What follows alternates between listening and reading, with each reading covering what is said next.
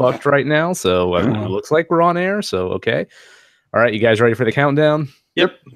In 3, 2, 1, go. Oh shit, I fucked up. No, I'm just kidding.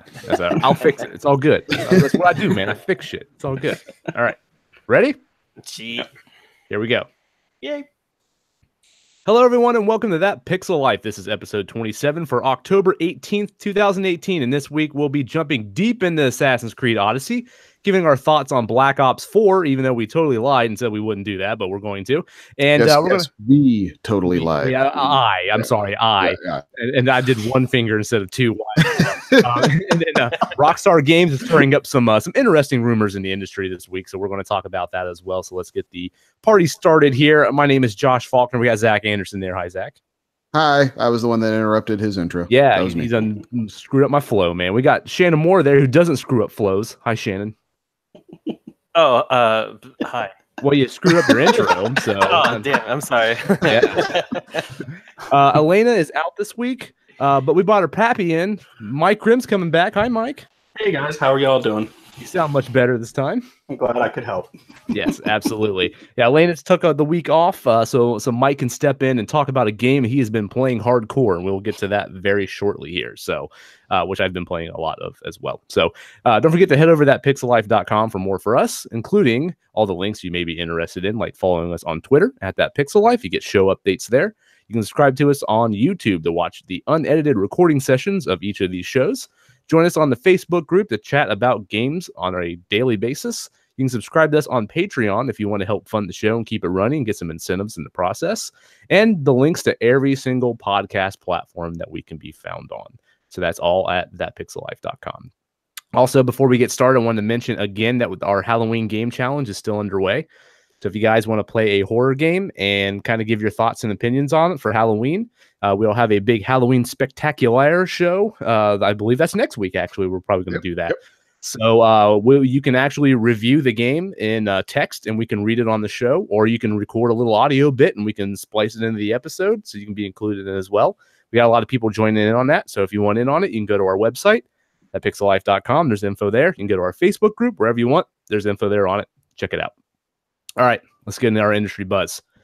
First and foremost, now, even though Sony has fixed this, thank God, there's a nasty bug this week when someone sent out a viral message to users through the messaging system on the PlayStation 4 that included a specific set of characters that would force your PS4 to reboot itself constantly and then eventually brick it. I'm pretty sure that Sony will help those affected in some way. At least I hope they will. But have you guys noticed that this messaging functionality on the PS4 has been kind of a mess recently? Like, I keep getting spam on it all the time. So something like this, someone taking advantage of it like this, doesn't surprise me at all. No, I'm not surprised. And as somebody who uses their PlayStation as their primary console for video gaming, it's nothing new. I get spammed, I would probably say multiple times a week, by people who are trying to sell me like discounted PlayStation Plus subscriptions or any other plethora of bullshit, through that service. I get the complete opposite. I get like people pretending they're chicks and like trying to like hit on me. Almost exclusively. That's what I get. I mean, that's a bunch of junk that I get too. But I mean, it's just typically, it's just another email box that gets full with crap. So, I figured it was only a matter of time before somebody found a way to do something harmful to your system. And this seems to be the only platform that I have this issue on. Do you guys have this issue on like Steam or Xbox Live or anything like that? I'll be 100% honest. I don't look at messages ever. Ever. Like, for this reason, every time I open it, I'm like, oh, that's just a wall of garbage. Okay, never mind. Click. Yeah, I never even open it. I don't know. It's not a platform I want to talk to people on, I guess. Yeah. I actually use it, so I do, but I just, did what they had said and said it to no one and, waited for, but I'm kind of curious if they're going to figure out where it originated, what the next steps are. And when you. Oh, ruh-roh. Mike. Ruh-roh. We lost you, Mike. They can factory reset it. Hey, can you repeat that, man? We lost you there for a second. Oh, sorry about that. Looks like I went now. offline. Can you hear me? Okay, great. Yeah, I can hear you fine. What I was asking was about when you said it bricks it. Does that mean it's like the hardware's done, or they can factory reset? It won't work anymore. It won't boot up no more. It's a factory. No, they said in some instances you could do a factory reset but you lost all your save data. Like you basically lost everything that you had. Had any game on your hard drive was gone. Like your save data was all gone, unless you had put it up in the cloud, and then you were all right. And then they had found a workaround to where you could get some of your save data back, but you still lost. I think it was Destiny 2, and I think there was one other game that it really affected. But I know people who were playing Destiny 2 have been the most affected by this this most recent thing. I hope they're using cloud saves. That's rough. I mean, I don't even know how that. I know I'm using cloud saves because it tells me that my storage is full because it keeps trying to upload my Diablo save files. But I don't really monitor that too much. So I mean, if the average users like me, I think there's going to be a lot of butthurt people out there. And to be fair, though, I mean, it shouldn't be that big of a deal for Destiny people. They're used to playing the same 2 hours of content over and over and over again anyway. So I mean, absolutely. Womp womp. Yep. I mean, normally with the messaging systems on these consoles, I usually ignore them too.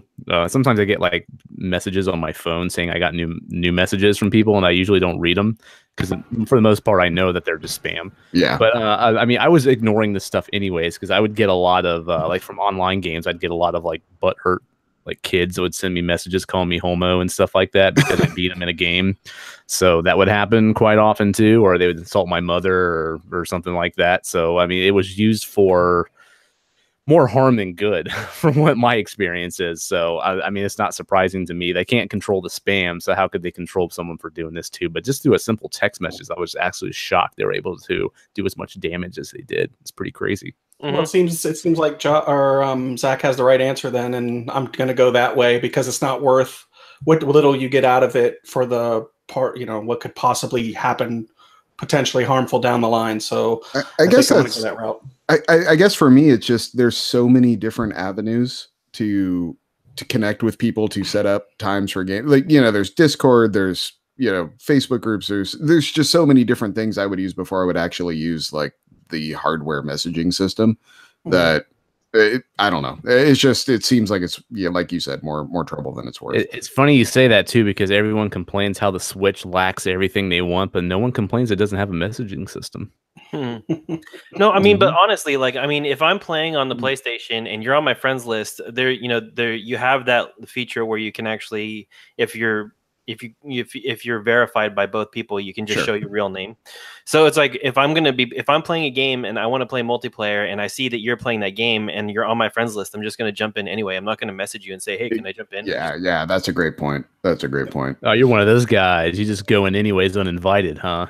Yeah, I mean, Zach can tell you a couple times. There were a couple times where I just jumped into a game when his Xbox was on and he was just sitting around in his front room, and I was just like, hey guys, what's going on? And he was just like, what? Huh? What? Huh? What? Revive me, guys. I'm down. I'm down. Oh wait, no one's playing. Don't mind me. I'm just lurking over in the corner. Don't mind. Yeah.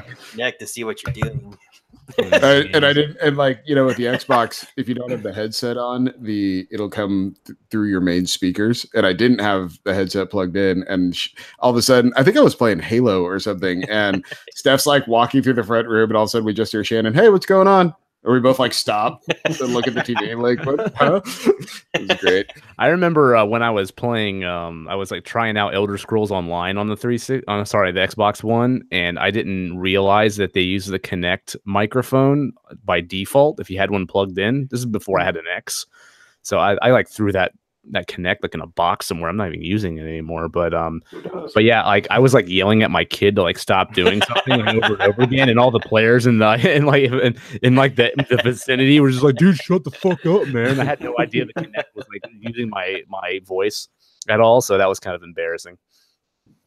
Yeah, I'm surprised. I mean, it's funny that it happened to Sony. You would think Microsoft would be more susceptible to it being more PC backed or based anyway, that they would go after that. It's kind of like the Apple versus PC thing where people who use Mac say, oh, we don't get viruses, we don't get this or that. Well, that's normally because people don't tend to go to it because it has a smaller user base. Sure. But with this one, you would think that Microsoft would be more apt for that to happen to than Sony. Not that it couldn't happen, but you think they go after them as well, or maybe they're just that their stuff set up better or more secure. I don't know. Phil Spencer, man, he ain't giving it no shit. He's doing his thing. I don't know. I think I would see why Sony would be a prime target, because Sony isn't really a compute Microsoft, their operating system is created by them, so they have engineers that know the exploits, and they have people on staff. With Sony, it's just more like they're just making the platform and a base like operating system that's going to run a system that they hope to sell millions of, and it's probably like a third party that's putting their stuff together. So the exploits, I think, are going to be a little bit more frequent with them, because they're not monitoring it as closely. So I think in that respect, I mean, that's why I think you see that their PlayStation Plus accounts getting hacked, and you see these exploits coming out. So they're not necessarily like software people in terms of like operating systems and stuff. That makes sense. I could see that. Plus, they're doing it from Japan, and they figure that's not going to happen in Japan. But in other parts of the, they don't really prepare for that the same way they would if it was, a company based somewhere else, I would say. Yeah, could be, man, could be. Also, they don't care if it doesn't happen in Japan. There's that too. Like, Mike is absolutely correct on that. Like, Sony and Nintendo also are such Japan first organizations that even though the majority of their sales no longer happen in Japan, they don't really care. It's just one of those things. It's a culture thing. It's a cultural thing for sure. Yeah, totally. So let's move on. A recent article on Vulture about the making of Red Dead Redemption 2 revealed that employees were working over 100 hours a week during crunch times for months in order to finish this game. Many times this year that happened, apparently. And in any other industry, it seems like no one would put up with this. But we're getting a lot of reports of this happening in the gaming industry now, with reports of burnout employees and divorces and all that stuff running rampant in the industry. Do you guys feel like this is something that needs to be put a stop to by now? Like what's going on here? Well, Dan Houser came back and said, no, that's not quite true what the article said. It was only a few people for a few days towards the end of the sprint. So, he's probably backpedaling, because we know that these people are worked to death. When I first came up and got into tech, I was thinking about video game, something in that realm, because I liked it so much. And then as I learned more and I did a little bit of product or game testing at Sony, when I first moved out to California from Ohio, it just wasn't. It's not fun. Everything has a deadline. Everything's in a crunch. You're always sprinting to the next thing. And then once you finish something, you're sprinting to the next almost immediately. So it just doesn't seem like it's a good field to get into, man. It's not for, if you want to have a family and have a balance of work and life, outside of work, it's just work-life balance. It's going to be rough. I mean, I was right there with Mike. I dipped my toe in as well and did third-party testing at Sony here in Foster City. And for a year and a half, I worked 66 and a half hours a week. It was just expected. Like, that was what you were required to work. And it cracked me up, because the article was like, no one's forced to work that. They're working that because they want to. Yeah, just like me at Sony. I could have left anytime I wanted, and I was fired. Like that's the thing. That's what they mean by leaving at any time. You could leave at any time. You're just walking out the door and not keeping your job. Yeah, there was someone that tweeted about this where they basically said that they didn't tell you had to work that amount of hours, but you were expected to, and if you didn't, your contract was done. And they scared people into doing it. I mean, and even then, like, if you're going to go that route, I mean, don't get salaried. Don't choose a salary pay scale, because I mean, you're basically signing yourself up for that type of workload. I would assume most of them would do salary, though, right? Yeah, I think most higher ups unless you're contracting or something, it would probably pretty much be salary. That would be the standard, and that's one of the main reasons, because they know they're going to work them to death. They don't want to pay all that overtime. If they did that, then it would crimp the budget big time. Yeah, and I mean, also, like, I mean, dude, like, it's only 14 hours a day that you're for 7 days a week that you're doing this. So I mean, come on, dude, put on your big boy pants. It's all right. So we're in the golden age of video games. Like, you play games that can be 100 hours. Where do you think that 100 hours of gameplay come from? It comes from hundreds and thousands of people working 14. You know what I mean? There's a seedy side to it. So while I love the games and I love the fact that there is that I feel bad about, and it's like, what do companies do? Because at the end of the day, they're trying to make their money, and the price of video games hasn't gone up in a long time. I mean, we look at it like $60. I paid $75 for Street Fighter 2 on the Super Nintendo back in the day. So, you know, it cuts both ways. You know, I don't want prices to be raised, but I also don't want people to be worked like this. So where's the balance? Oh, Zach. Know? I mean, oh, sorry. You sound so much like Zach. No, sorry. Much higher pitched. But no, it's I agree. It's like, it's kind of like a blood diamond. You know, it's like you want that thing so bad, but like at the same time, you know, there's those people on the back end that are just getting crushed. Like, that's not fair. So I don't even think the pay is supposed to be that good, right? I don't think they make maybe about 50 a year, maybe. It's more in the Bay Area, but definitely not on the higher. Like, I'm a sales guy, and I bet I make more between my base and commission than most of these people do in the video game industry.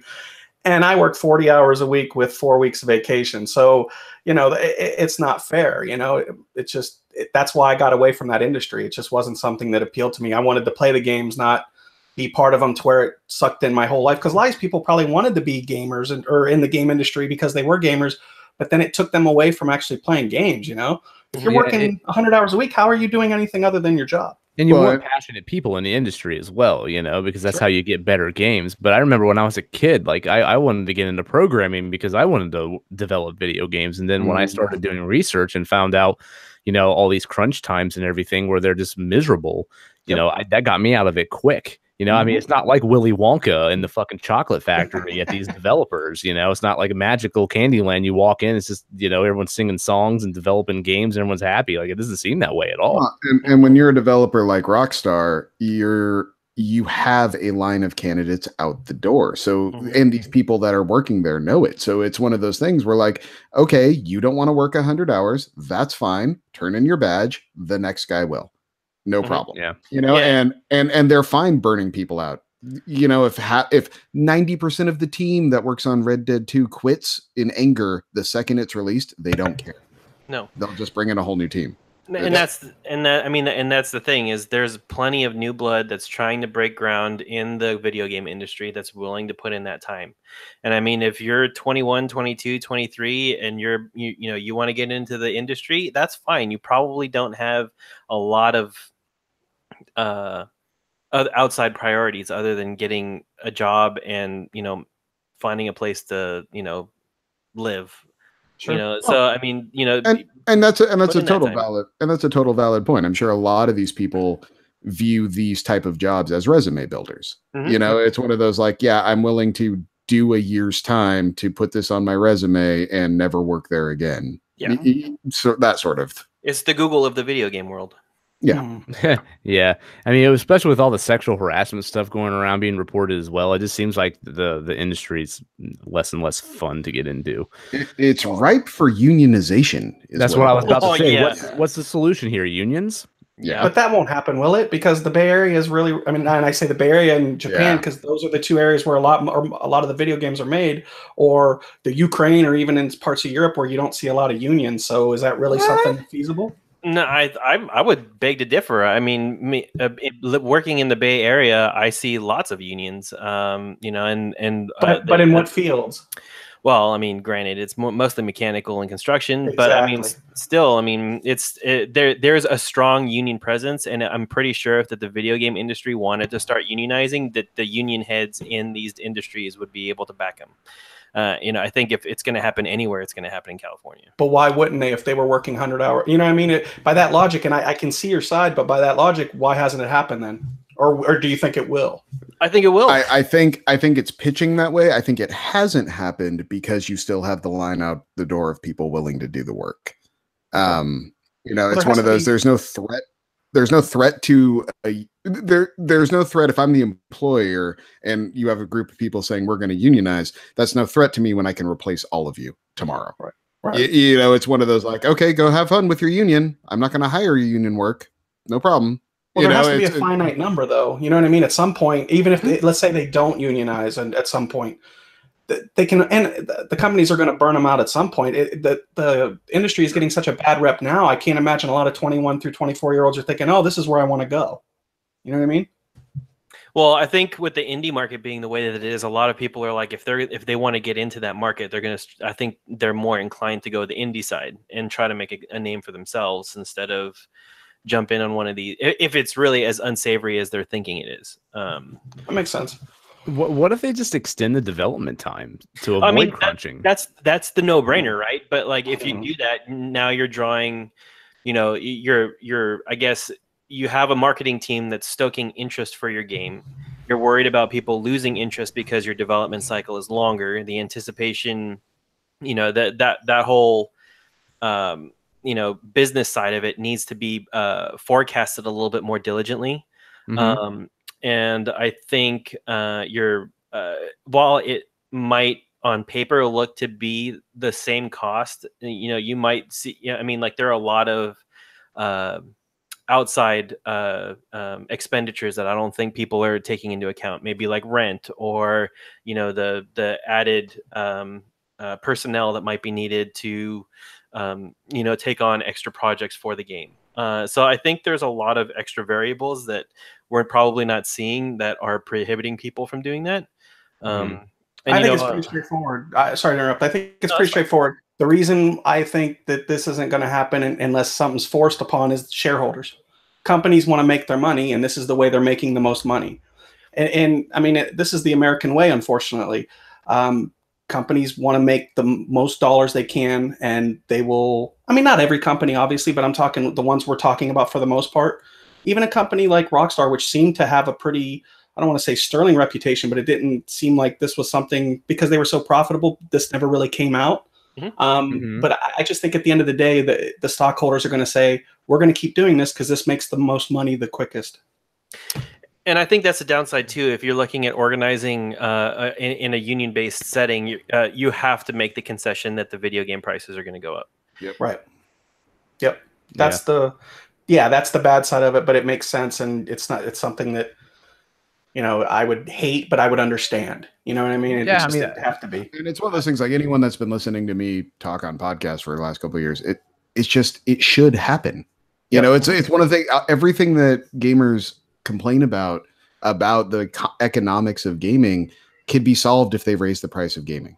You know, it's one of those things where when you're paying 1980 prices for 2020 products, it's like it doesn't work anymore.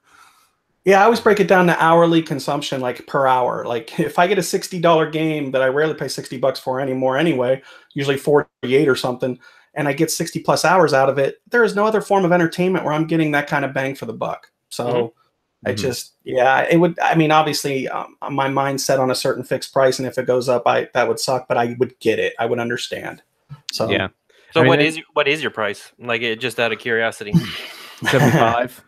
Yeah, and it would depend on the game, obviously. I mean, a lot of times people wait just till they go on sale anyway.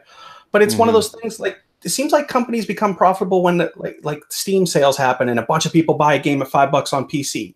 You know what I mean? So I guess it cuts both ways. You know what I mean? Games sometimes after the fact will make money, like movies that maybe they didn't the first go round. Is that true? That makes sense? That makes sense. But I think a lot of that also is the Rocket League effect, where that became crazy profitable because they gave it away, and then everyone started buying car packs for $1 or $2. Well, that's a whole nother, you know, but I think that's a lot of the like $5 Steam successes is little things add up real fast when you get a huge install base. You know? What if we had like the ultimate edition of games be the norm? Just stop making fucking 3 or 4 versions of a game. You know, just give us the ultimate edition, charge us the $80, and just make that the standard game, and then stop throwing nickel and diming us on. Yeah, that makes sense, because you get all the DLC, right? Instead of just stop nickel and diming us on DLC. Just charge us the $80 and just make sure we get all that stuff. Or what if the $99 version of Assassin's Creed that's what it was? You know, and it's one of those things, like, I can sit here honestly and tell you that's worth it.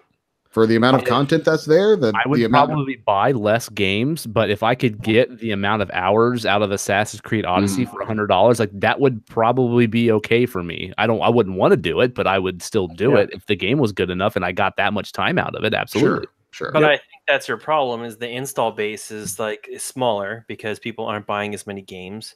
So I mean, it's just it goes around in circle. It's the snake eating its own tail. It's like now you don't have as many people buying the game. You can't. It's going to be harder for you to make that sell of getting the additional content. Like if you want to sell different map packs, or you want to sell this, you want to sell that, it's going to be a harder sell for people to put down the money for that because they already invested so heavily initially. So yeah. You want to know? You want to know what the answer is? You want to know where the tail is on that snake? Sure. It's called Game Pass. It's subscription models. Yeah. I'm totally serious. I know, that's exactly what it is. I know, but like, what happens when you get to that point where like you're like, okay, I want this game. I don't want to just invest the money in the Game Pass anymore. I mean, like I think that kind of goes to its own. I mean, that situation would be tough titty. You got to pay for it. Yeah, I mean, I guess the game is still there, and you can buy the game, like, especially if it was affordable. I don't think most people like if you want to play the game, just pump the $10 out for the month, play it, and then cancel it afterwards. Yeah. Now, but are we just we said buy the Ultimate Edition at $80, $100, whatever. But are we talking then we get everything? Like you can't release a map pack down the line for $5? Like okay, totally. Yeah. Yep, that's where my mind's going at least. Yeah. No, companies, I don't think the companies will agree to that though. I don't think they would either. No, because they wouldn't release anything after that because there's no incentive. Yeah, exactly. Well, and to Mike's earlier point, no shareholders meeting is going to say, let's do that. Yep. Mm-hmm. Yeah, not one. Yep. Yeah. That's why one of us needs to win the lottery. That's fix everything. Hey man, that Mega Millions is up to $1 billion now. Oh my god! Play it, son. I quit playing when they hit in San Jose near me. A store right by me hit. I'm like, okay, well, there's no chance of anything ever hitting around here again, so I quit playing. Yeah, the odds are not in your favor now. No. Yeah. All right. Well, another Rockstar news. There's another rumor that came out. I mean, the other one wasn't really a rumor. We kind of knew that stuff was going on, but the studio is possibly hiring voice actors for a game that includes mild profanity coming from young actors. And those roles are including college professors and teenagers. All the signs are sort of pointing towards a Bully sequel here. And that's what most people are thinking. What do you guys think? Are we ready for a Bully 2? Is that something you want to see? I was ready 5-10 years ago. Or however I know. Absolutely. That's probably done it immediately and I would have been all over it. My favorite Rockstar game, easily. I love that game. It's definitely up there. It was no table tennis, but I love table tennis. I played the crap out of it. I like table tennis too. I love that game. Rockstar does everything well for the most part. I mean, they're one of the best. But I mean, Bully was a lot tighter, as far as because it wasn't quite obviously. I don't think I'd even call it open world, but just I don't think any other developer could have taken that concept and done what Rockstar did with it. It was kind of tasteful too. Like they didn't go like overly vulgar with it and stuff like that. It was teen rated. Yep. Most people were thinking that it was going to be like a bully simulator and it was going to be like super graphic. And even though Jack Thompson tried to play it out that way, it was obvious he never played the game. But I think the people were expecting that out of Rockstar for them to go like too far with it, and it wasn't. It was pretty tasteful, and I'd like to see that come back. I thought that was a good game. Oh, yeah, big time. And I wouldn't need the 60, 80 hours because that game wasn't that long. If I remember right, it was maybe 25, maybe 30 hours. It wasn't very long. Yeah, for a Rockstar game. I think I beat it in like maybe 15, if that. Yeah. It wasn't, but I loved it. It was tight. It was cohesive. It was interesting. It was silly. I usually don't care about stories or writing, but I was all over that. I was from front to back. Day one. Speaking of which, is when they're talking about the length of Red Dead 2, is it turning anyone else off? Yes. When I read that, I'm like, fuck, not another one. Like I keep seeing like, easily 100 hours. You can get 200 to 300 hours of content out of it. And I'm like, I don't want that. I just don't want that. They're saying like 60 hours just for the story. Yeah. So. I don't see anything wrong with that. I mean, I'm on the other There's not. It's just me. It's a me thing. Like I don't have the time for it. If it were any other game by any other developer, I would say no. I'm probably burnt out. But you can give me 100 hours in that world with that developer, and I'm there. So that's actually a total valid point. Like because it's Rockstar, I'm going to get it. Yes. Like I want to see the world they built. I want to see what the game is. I want to play it. I really still do. But it's just when I hear those times that come out, I'm just like, oh man. They, to be honest with you, they could announce tomorrow that they're delaying the game the next year, and I'd be totally okay with it. Like, don't we say that? Don't we I'm say sorry. that every October, November, December of certain games just because there's always too many? I'm sorry, man, but it's just, I want to play that game too. I will be there day one, just like everyone else. And I loved Red Dead Redemption. It's probably one of my top 5 favorite games from last generation. But for some reason, I'm just not crazy anticipating it. I don't know why. Maybe I'm just not. I'm not Maybe you're ready burnt out. for a Rockstar game right now, like the Rockstar experience. I don't know. Plus, there's so many games I have on my plate right now, and that's just going to add to it. And oh man, it's going to be a tough one, especially if it's that long. I think there's just a little, for myself anyway, speaking just for me, there's a little open world burnout happening right now. So For it's sure. like, For sure. so to add another huge one on top of the pile, it's like, oh man. I mean, this game could be absolutely phenomenal, can knock my shoes off and be the best game this generation for all I know. But right now I'm just like, yeah, I'll play it, but I don't know. I think once you start playing it, though, you're a gamer, so once you get into it, that'll all dissipate. Yeah, we'll see, man. It's coming next week, I think. Yeah, the 26th. 10 days, a week and a half. Yeah, and Soul Calibur is coming out Friday. I don't know if I'm going to buy that one, but I really want that game too. So I love Soul Calibur. I love Soul Calibur. You shut your mouth, man. That has Black Friday written all over it. It kind of does. It kind of does, especially since the last one didn't sell so hot. So I'm planning on that one and Tomb Raider being my Black Friday pickups because both of those are going to get discounted. I think Black Ops 4 for me. I even know that's a good call. Yeah. Yeah, I just because I haven't gotten it. It's one of the few games I haven't bought, and I'm hearing some good things about it. Even though I'm really fatigued on that series, but yeah, Assassin's Creed Odyssey was going to be the big Black Friday one for me, but then something happened, and then I got it anyway. So, so you're weak. That's what happened. I am very fucking weak. Yes. So that being said, let's just roll right into our weekly consultation. The weekly consultation. Now, I like the new music you developed there, Josh. That was nice. Yeah, that was me. That was me beatboxing there, man. Oh, I thought you were stroking out. Sorry. Yeah, I did that about 10 minutes ago. You just didn't notice. So we want to talk about Assassin's Creed Odyssey. Now, last week we talked a lot about the monetization and the microtransactions, all that crap, the drama going on between that. But now we've actually played it, especially Bomb and I over there. A little bit with Zach as well. So, Zach, before we get started on this, I want to throw this your way because you've been playing this through Project Stream, right? Yes, I have, and somehow I got into the beta. I'm not sure how, but let me in, man. You must be the boys' club or something. Yep, I got that golden touch on the emails. Must have it. But so if people aren't familiar, what this is Google's testing a game streaming service. They're calling it right now Project Stream, and clever name. Yeah, right. And you log in and you play the game through Chrome, the Chrome browser. That's all you need. All you need to play the game is a what they recommend 15 meg down internet connection, and the latest version of Chrome, and that's it. Period. End of list. You can connect in any controller that'll connect up to your computer will work. Just it syncs up and plays. I've used the PlayStation 4 controller and the Xbox One to try both. Both work, and it's fucking amazing. Like, it's seamless. It's one of those things where I never would have expected it to work. It's like, yeah, I open the thing, log in, and it instantly loads. The game's just up. It plays just like a console game. The only caveat I will say right now, and I'm not sure that it might be because it's beta, it might be because they're still working out kinks. Graphically, it is not as impressive as like playing on a native PS4. Or native Xbox. Is there like a blur to it or anything like that? Yeah, there's some artifacting, there's some blurring. It almost, I mean, it's not as bad as like going back to 360, but it looks more like a 360 game, if that makes sense. Yep. But the thing is there's no lag. Like, you can play the game perfectly. It responds great. I've only had the "hey, your connection's not too great" warning pop up a few times, but even then it didn't stop the gameplay. I noticed the graphics ticked down a notch and then bumped right back up as soon as it kicked back in. Sort of like Netflix when you like first load it up and it's kind of like lower resolution and it kicks in. Okay. Exactly. And the thing that, so what got my brain spinning on this is if they can make the graphics match the modern systems, the modern consoles. This solves a huge gulf in PC gaming for me anyway.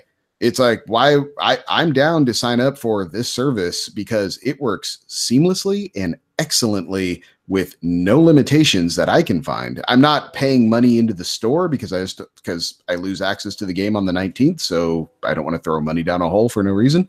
But it's one of those things where my brain's instantly going like, oh, all you need is Chrome. So great. A $25 Chromecast makes this work on my TV. You know, an Amazon Fire Stick makes this work on my TV. A Chromebook, a cheap Chromebook, if you had one of those. Chromebooks, but like you can run Chrome on damn near anything. It doesn't work on phones right now. That's the one thing they're not. It won't work on mobile Chrome. But if you have a standard Chrome version running on damn near anything that's out there, it'll work. And it's one of those things where it's like, yeah, okay, where I don't want to pay $1,000 for to build out a new PC with a new graphics card and all that, but I'm down to pay $10 a month for PC games that I'm sure I can buy through the Google store. Yeah, you know, that's coming, or whatever Steam integration they're going to have, and just stream it right to my TV. It's like, yeah, give me that all day. No input lag? No, because I read people were getting some input lag. I personally have not experienced any. He's got that baller internet. That's why. I mean, I do my. Well, yeah, my what is your speed? Right now, it's 45 down, so it's triple what their minimum is. 15 seems light anyway. Yeah. And maybe if I was closer to that, it would be rough. I'm not sure, but yeah, running at 45, I've had zero issues, and like I said, wow. the only issue I have with it is graphically it gets a little janky sometimes, where I know the standard PC version or the console version would not look like that. It just wouldn't. And but you know, when it goes to cutscenes, when it goes to, you know, pre-rendered things, those look totally fine. It's just it's your standard thing where, like, when multiple things come on screen at once, when lots of action's happening, you notice it. It's there. But this sounds very similar to OnLive. Remember when that was a thing? The only difference is it's so much smoother. Like OnLive was cool, but there was very noticeable input lag. It was a cool thought. It wasn't cool. Well, it's Google's back in this, so wouldn't you think hardware manufacturers would be scared of this? Intel, AMD, you know what I mean? This could be a way to get people to get away from doing exactly what Zach said and buying hardware. Unless they're the ones powering all the servers that are running this shit. That's true. If the group that I would be terrified of is Sony and Microsoft. Like that's the group I would be terrified of. Microsoft's apparently building one of these things. It wouldn't shock me at all to see them roll out a streaming Xbox. You know, that's just, you have to have Game Pass and all that for, and that's just what the rumor is with the next gen. They're going to have two. Yeah, would not shock me in the slightest. It wouldn't shock me if they partnered with Google to do this. It really wouldn't. But it's one of those. It's game changing. It was the first moment I've had in a long time where 5 minutes in, I'm like, oh wow. Oh, this is totally because it's literally a web browser. I can alt tab and do, you know, alt tab to look at Twitter, alt tab to respond to Facebook, you know, like anything, and you right back in. There's no, you know, you don't have to close out the window, and there's no weird lag with your PC doing things because it's just a browser. It's one of those things where, like, the experience of doing it is one of those moments where the first time you have to do something else outside of that game and return, it's like, oh, that's amazing. That's the game changer. And yeah, I see this being enormous. It seems like the future. It really was. Yeah. It was that first moment of like, oh wow, that's totally going to change everything. You know, if they can, there's hurdles they need to do. You know, the graphics is a major one. I want to see how it would handle games like RTSs, games like competitive shooters. You know, that's things. What I was thinking. Yeah, multiplayer games. You know, because you need that. You need to have things work a certain way to do online gaming, and for sure. Exactly. But it's also one of those things, if everyone's playing on the same playing field, you know, if it's all Project Stream based and no one's has a native one, then you can probably get around that a little bit. But then again, would that ever work in a PC gaming environment? I don't know. No, people would bitch. Yeah. Yeah. They bitch about not having dedicated servers, let alone dedicated PCs that the game's running on. So, but it's one of those things. If I can get myself a DualShock 4 and a $25 Chromecast and play any of the new PC releases, like I'm kind of all right. I know some of the TVs have the PlayStation Now functionality. We can just plug your controller into your TV and download an app, and there you go, and you can play games on it. So that's definitely not too far away, I would think. So how do you monetize though? I don't. Maybe I'm not understanding it all. I'm guessing that if they get to the point where this releases wide, it comes with a service. That's what I'm guessing. Or you just flat out buy the game from Google and they take a cut like Steam. Or it's a Google store. It would probably treat it like Steam, but they would provide the server resources for you to play the games on. And part of me kind of appreciates it that they're just calling it for what it is. Like, you don't own any of the games you actually own. It's a license, you know? And so if Steam's just like, or if Google is rolling out, you know, doing the thing of like, no, we're just providing the license for you to play this game as long as you keep subscribing. It's like, well, okay, that's now different than Steam in a way, but you know, I wonder if esports are like what got Google into this, with the popularity of esports, or just seeing that it was a moneymaker, or I think what the reasoning was. They're just trying to get into every avenue possible.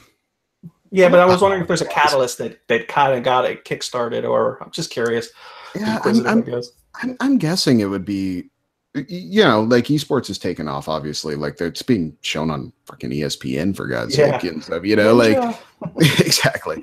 But also it wouldn't shock, you know, no one's really tried to rattle Gabe's cage for a long time in the Steam world, you know. For Half-Life 3 they have been.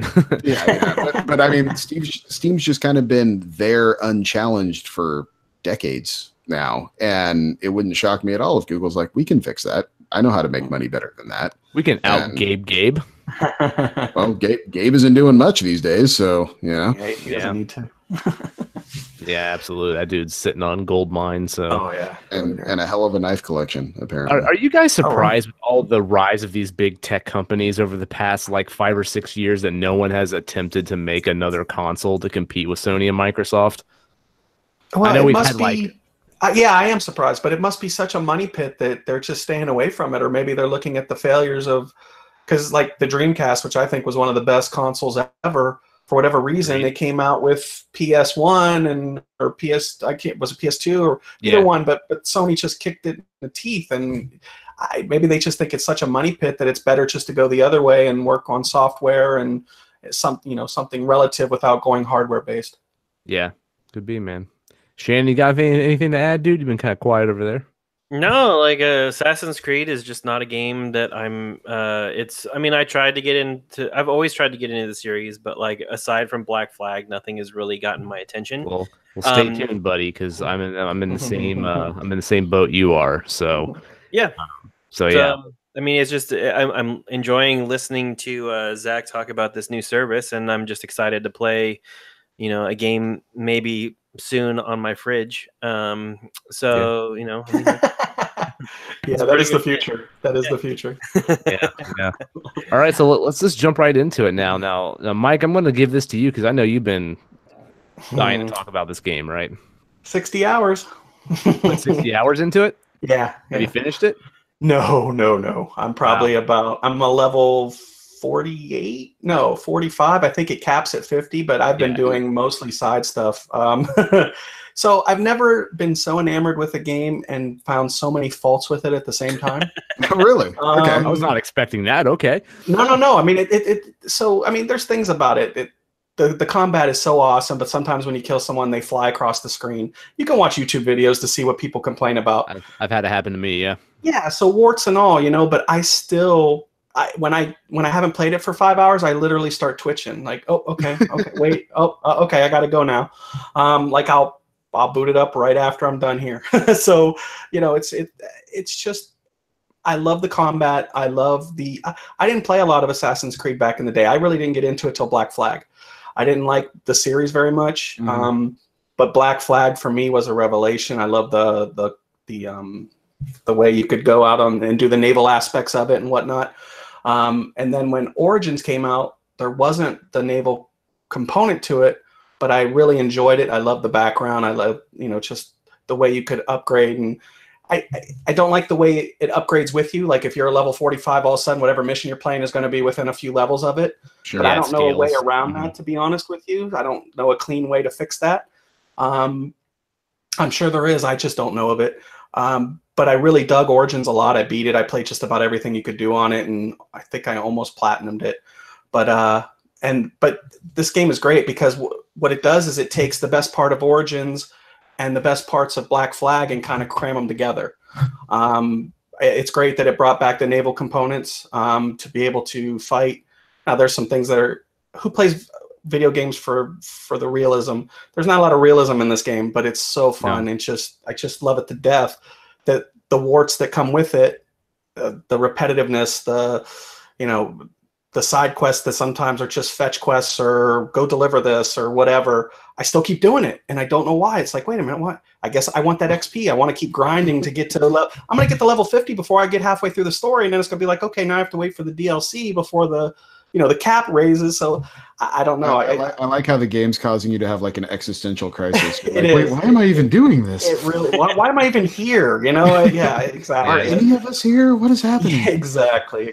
But I highly, I can't recommend it. Like, if people want to try it, you can go online and see what it's about. I love it to death, warts and all. But I get why people might be like, oh, I'm not playing this, or I'm done with it, or I might play it a little bit and be like, oh, this is off-putting. Everyone has opinions. I get that, but for me, it's just I can't get enough of it. Okay. The thing now I've played it the least out of the three of us. Shannon, you haven't touched it yet, right? No, I'm not going. I'm 7 hours into it.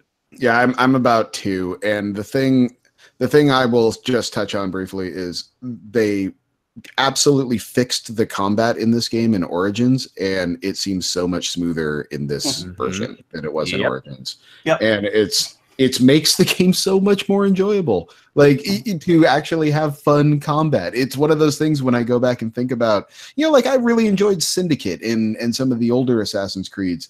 But when I think about those combats, I actively avoided all of them because they weren't fun. And so they ended up playing them much more like stealth games. Where these, it's like, oh, sweet, it's a fight. Let's do this. And it makes it way more engaged. It makes you look forward to playing. And I can totally see what you mean, Mike, where that keeps that carrot out there for you. It's like the things you do are fun. And I think that's nice that they found a way to kind of make every aspect of the game more entertaining rather than a drag. And the skill tree is awesome. The way that you can pick and play how you want it. You guys aren't there yet, so I'm not going to say too much other than the high level stuff, but the way you can play with the skill tree and do certain things and approach things in a way that you want to, dependent upon your who you're about to fight.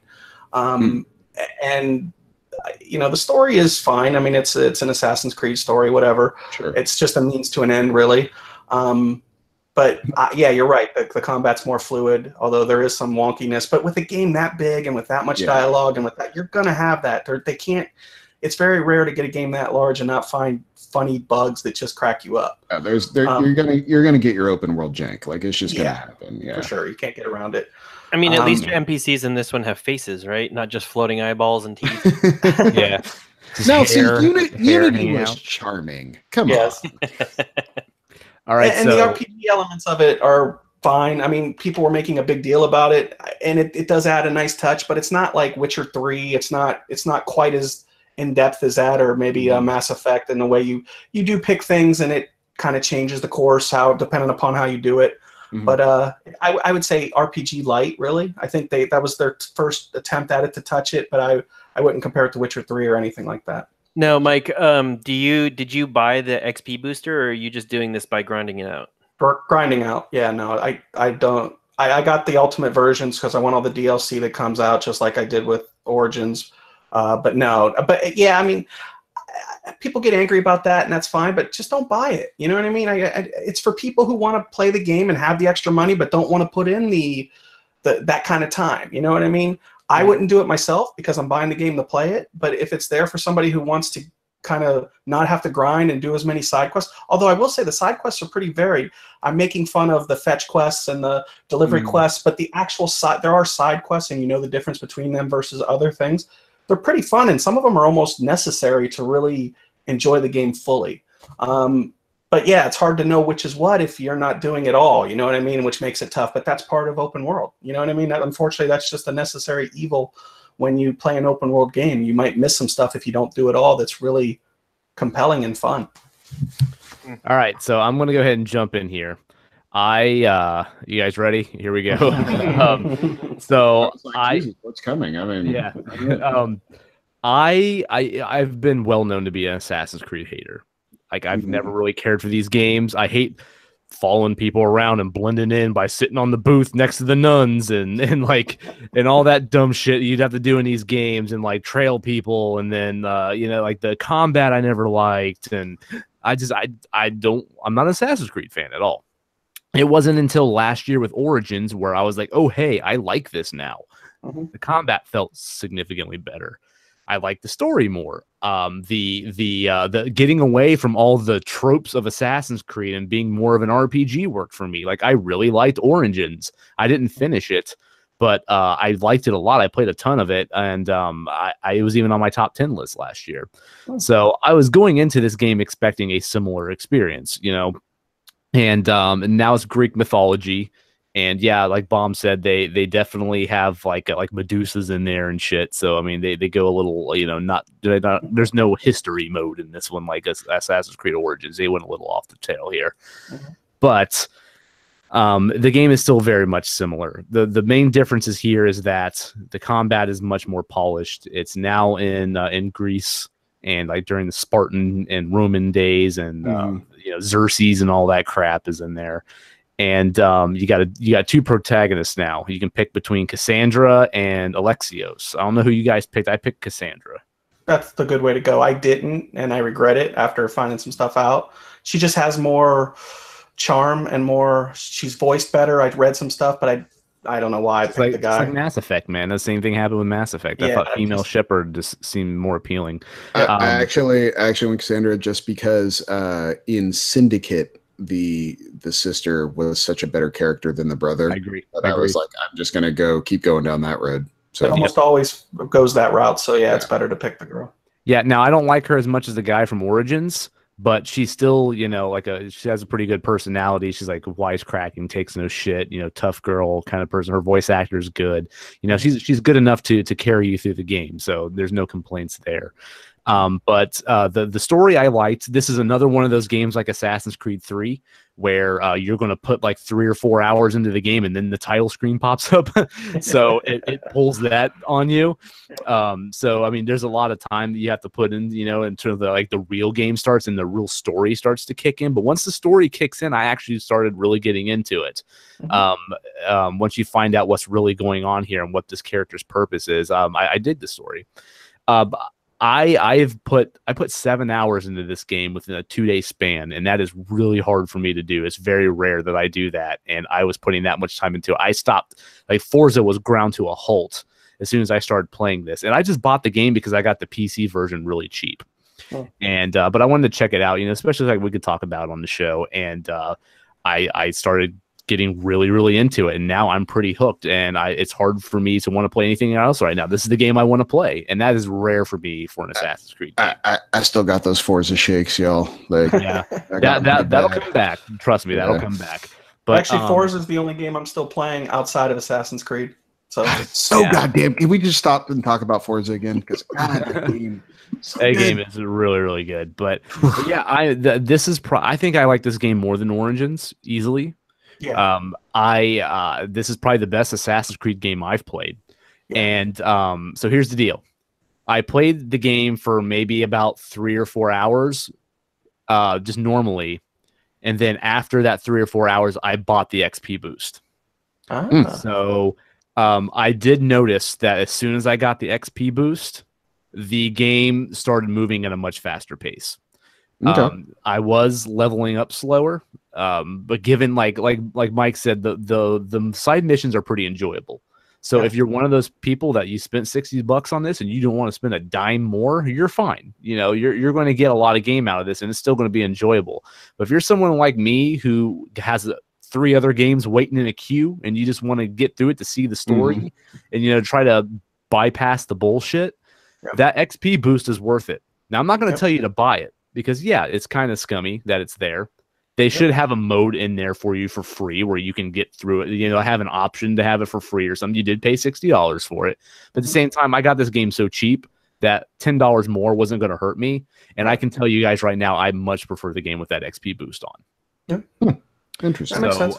So I haven't hit a point yet in the game in 7 hours where, I mean, now still 7 hours is still pretty low for this game. But What level are you, Josh? I'm level 13. Okay, yeah, 7 hours in, I was probably only about a level 8 or 9. I did have a mini boost for through Uplay. I think I had an 8-hour game boost or 5 hours, something like that. But it's like a 25% experience boost, and you can't stack that on the permanent boost. So so that is a thing. But yeah, like I was leveling up much faster, and I haven't hit a point yet. Before I had the XP boost, but I haven't hit a point yet to where the next mission, the next story mission was out of my level. And have you done any of the naval components yet? I just done naval battles like normally, you know, I didn't go I haven't done any like missions that told me to go destroy ships or anything. It's just I was just battling other ships while traveling from island to island and all that stuff. Yeah, I like how they added things like the what are those called? The conquests. Once you kind of do stuff within an area and kind of lessen it by doing certain tasks. Yeah, like the military presence. You can yeah. That's kind of it reminded me of, I don't know if maybe you guys don't notice, but the movie called Yojimbo or Sanjuro by Akira Kurosawa. He's a guy who played both sides of the fence. So you could fight for Sparta, you could fight for Athena. And I mix and match depending upon where I might get more XP, whether you're on the hard side or the normal side during the fight.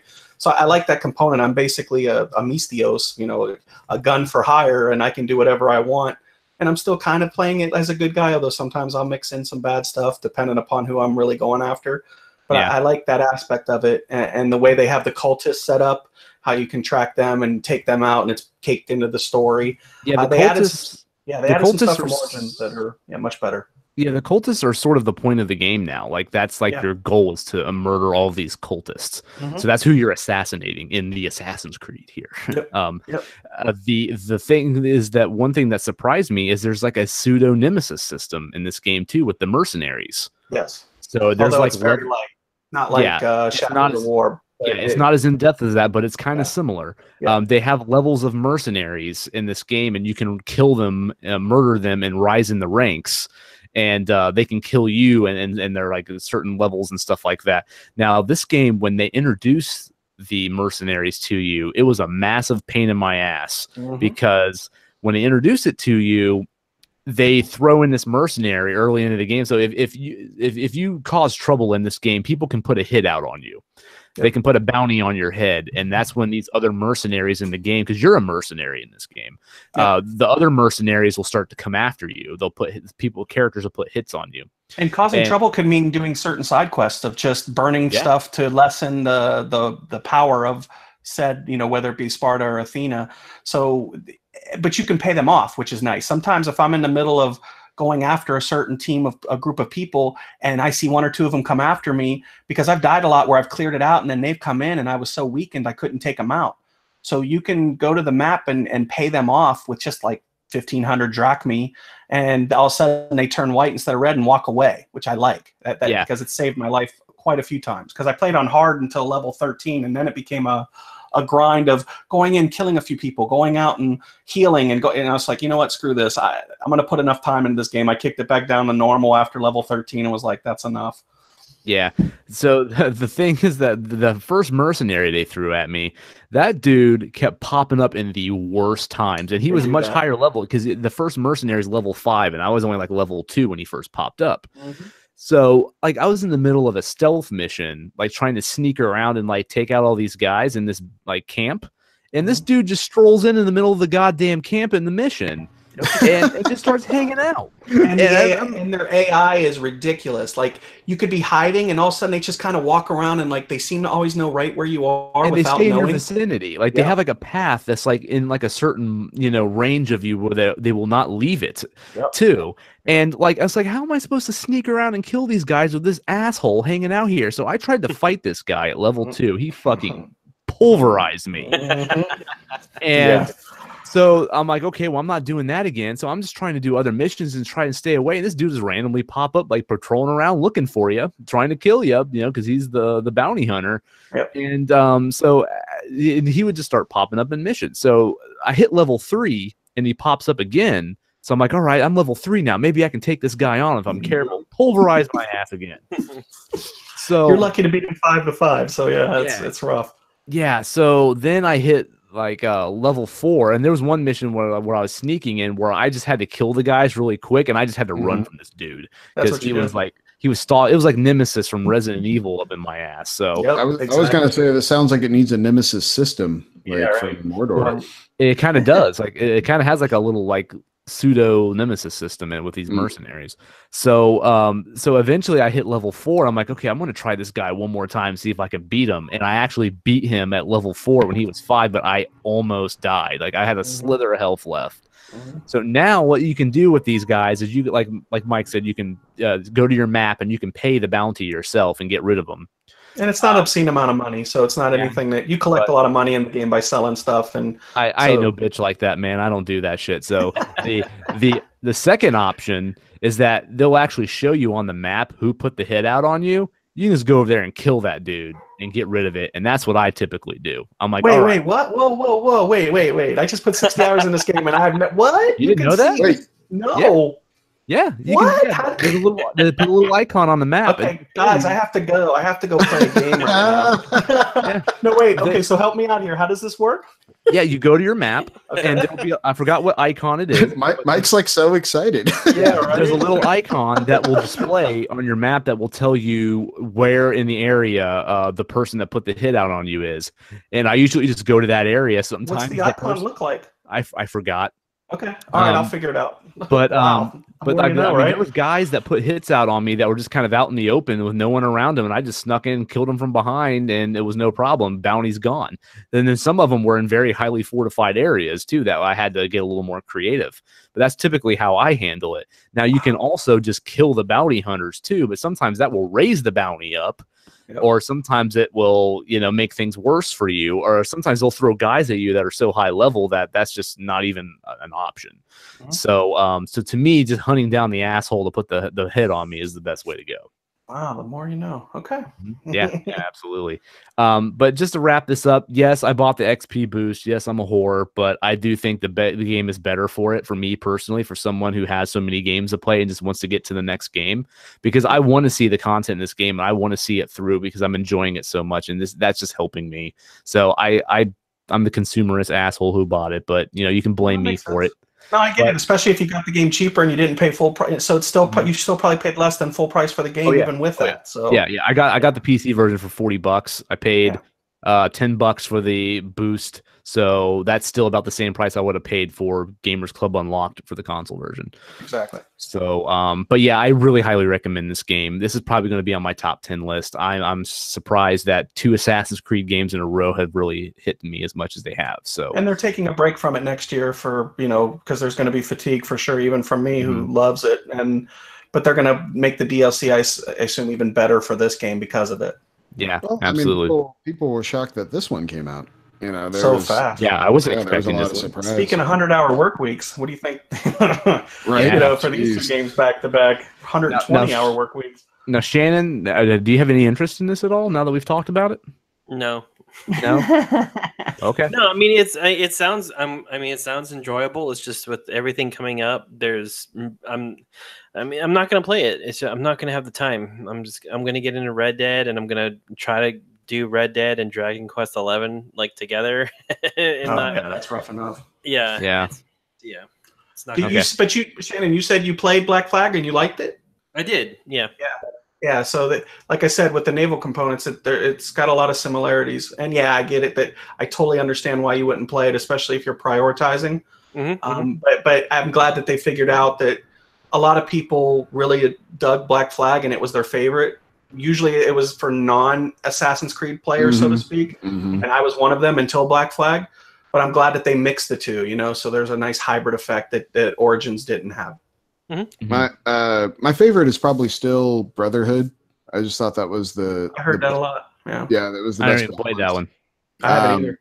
But Black Flag for the modern generation is easily my favorite one. Yeah, I mean, it's it just nailed so many aspects. So good. And as much as I shit on these games, I've played almost all of them. Like, I always gave them a shot, and I just never got into them until Origins. Origins was the first one. I'm like, oh yeah, I mean, I like the Syndicate was okay. I still didn't finish it, but it was okay. But yeah, Odyssey is the truth, man. I really like this game a lot. Yeah, it's fun. All right, so let's move on. So the next game is Call of Duty Black Ops 4. Now, last week we joked around like, yeah, no one's buying this game. Whatever, there's no single player. I bought the game. So weak-willed son of a bitch. Well, so let me explain myself. Okay, so first and foremost, I'm weak. I'm a consumerist gaming whore, so I bought it. Second of all, my group of friends that play Fortnite and Overwatch on PC with me, they all bought it. So they're like, God, dude, you got to go and play Black Ops with us. And I'm like, oh, fuck, man, now I got to buy this game. I did some trade-ins. I traded in 2 Switch games, and it paid for it. Like, out of pot. Like, no money. That group of friends had to work on you for seconds. Just seconds. Yeah, they just had to mention, like, half the sentence, and I was sold when I read it. Wait. Sorry, what Switch games? Yeah, I was just going to say. It was Xenoblade 2. Sorry, Shane, I didn't like that game. Fuck! And the other one was Skyrim. Like, I bought Skyrim for the Switch expecting to actually play that on the go, and I never did. Just didn't do it. Yeah. It just didn't. It didn't have the effect on me I thought it would. Mobile Skyrim. But yeah, those 2 games alone paid for it for the PC version. For Black Ops 2, 3, 4, whatever the fuck this game is. So, 12. Yeah. So I haven't put a lot of time into it. Let's see, Sunday night I got with my buddies online and we played a bunch. But maybe like 3 hours of it, and I didn't get much sleep that night. I was up so much playing with them. But so I got about 3 hours in. I have not touched the zombie mode, so don't ask me about that. My buddy Justin and I. Who some of you listening might remember, he's the guy I did Retro Reminisce with back in the day. We're planning on doing like a zombie play date sometime this week.